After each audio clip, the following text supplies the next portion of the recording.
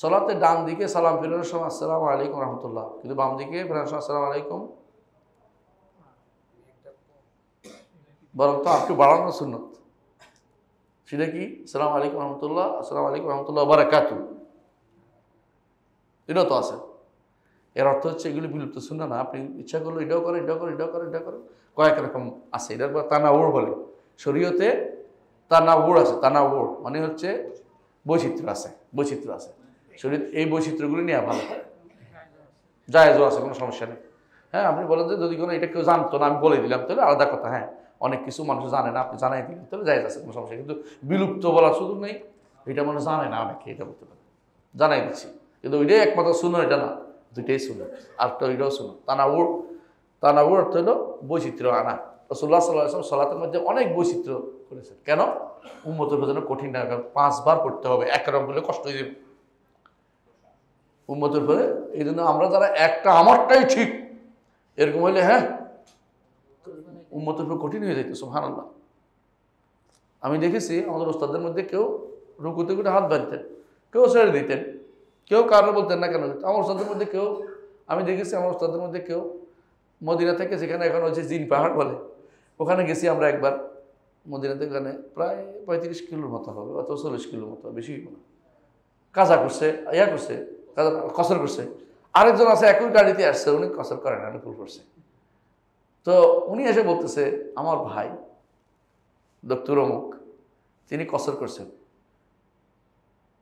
আমি কসর করলাম না, আমার বাবা কসর করতে বলতেন, আমি তো শুনলাম না।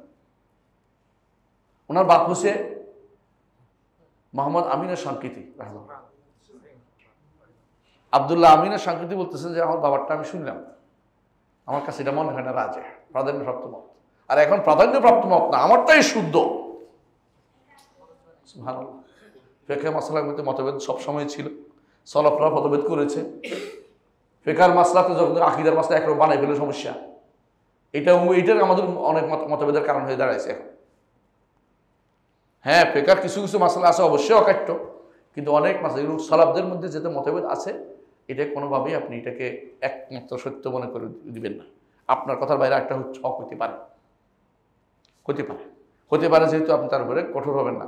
আপনি বলেন যে আমাকে দলিল বেশি আসতে হলে বুঝান, সে হয়তো বুঝে নিতে পারে, কিন্তু না ওটা নামাজে হয় না, এটা করতে পারেন না। যারা ওজুর ফরজ 4টা বলছে, তাই না, অথবা 5টা বলছে, অথবা 6টা বলছে, যারা 8টা বলে, এখন যে সে কি এর পিছনে নামাজ পড়বে কি পড়বে না? এটা ফরজ বাদ দিছে, নামাজ কেমনে পড়লো? হ্যাঁ, ও তো ফরজ বাদ দিছে। যারা বলে নাকে পানি দেওয়া ফরজ ওজুর মধ্যে, তাই না, বলে না? এখন অন্যরা বলে যে নাকে পানি দেওয়া ফরজ না, কেউ গেলে বিসমিল্লাহ বলা ফরজ বলছে কেউ, এখন তো বিসমিল্লাহ বলে নাই। হ্যাঁ, তাহলে কি নামাজ হয় নাই ওর পিছনে? এত বড় জায়গা, ফরজের জায়গাতে, যেখানে মতভেদ হওয়ার পরেও উম্মতে মুসলিমা কোনোদিনই বলে নাই যে ওর এর কারণে নামাজ হবে না। তাহলে আপনি নফল নিয়ে ঝগড়া করে কেন তিনি, হ্যাঁ, ওটে বসলেন না, বসলে উঠলেন না, উঠে সরাসরি উঠে গেলেন কেন? হ্যাঁ, তার পিছনে তাই তো সুন্নত ফুটতেছে না, এটা কইলেই পাইছেন নাকি?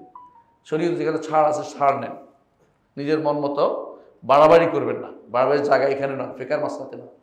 ফিকহের মাসলা যে মতভেদ আছে সালাফদের থেকে আসছে, সেখানে বাড়াবাড়ি করা যায় না।